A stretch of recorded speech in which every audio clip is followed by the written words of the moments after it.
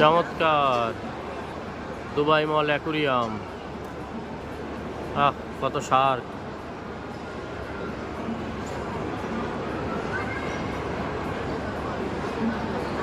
আজকে সানডে হওয়ার কারণে মানুষ বেশি। দুপুরবেলায় এত মানুষ, সন্ধ্যাবেলায় এখানে পা ফেলা যাবে না।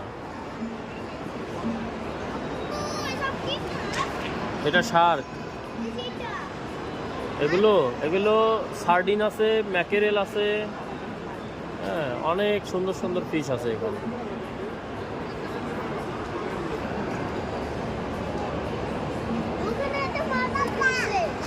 হ্যাঁ ফিশ।